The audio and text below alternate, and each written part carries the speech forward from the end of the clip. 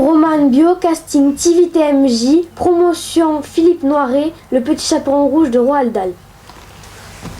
Quand le loup sentit des tiraillements et que de manger il était grand temps, il alla trouver Mère Grand. Dès qu'elle eut ouvert, elle reconnut, le sourire narquois et les dents pointues. Le loup demanda « Puis-je entrer ?» La grand-mère avait grand-peur. « Il va, se dit-elle, me dévorer sur l'heure. » La pauvre femme avait raison.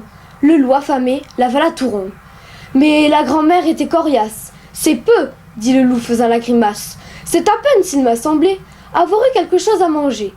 Il fit le tour de la cuisine en glapissant. « Il faut que j'en reprenne absolument. » Puis il ajouta d'un air effrayant. « Je vais donc attendre ici un moment que le petit chaperon rouge revienne des bois où pour l'instant elle se promène. » Un loup a beau avoir de mauvaises manières, il n'avait pas mangé les habits de la grand-mère. Il mit son manteau, coiffa son chapeau, enfila sa paire de godillots, se frisa les cheveux au fer et s'installa dans le fauteuil de grand-mère. Quand Chaperon Rouge arriva, essoufflée, elle trouva grand-mère plutôt changée. « Que tu as de grandes oreilles, Mère Grand !»« C'est pour mieux t'écouter, mon enfant. »« Que tu as de grands yeux, Mère Grand !»« C'est pour mieux te voir, mon enfant. » Derrière les lunettes de Mère Grand, le loup la regardait en souriant. « Je vais, pensait-il, manger cet enfant. Ce sera une chair plus tendre que la Mère Grand. » Après les merles, un peu secs, des ortolans.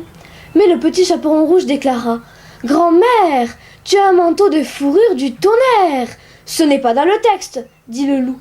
Attends, tu devrais dire « Comme tu as de grandes dents !»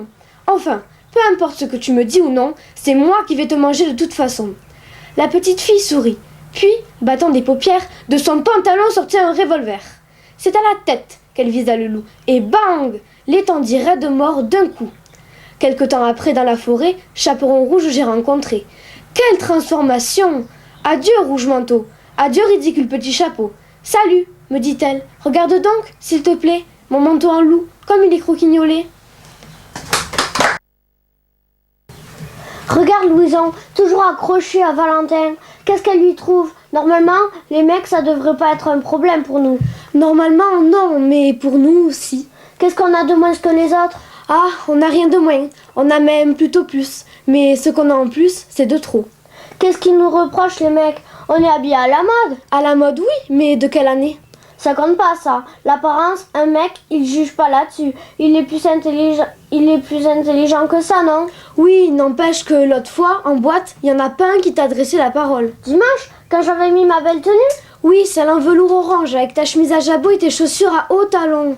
Ben évidemment, c'était une soirée à thème, un peu carnaval quoi. Ils venaient pas me parler les mecs, ils n'osaient pas, ils étaient impressionnés. Ah bah, faut dire que t'étais impressionnante. Et toi, t'en as eu beaucoup de mecs? Non, mais c'est parce que je suis très difficile. Pourtant moi, je suis pas difficile, j'en ai pas eu beaucoup non plus. Et puis moi, quand je rencontre un garçon, j'ai un truc. Je lui fais sentir qu'il doit pas s'intéresser à moi. Ça marche? Ouais, il s'intéresse pas à moi.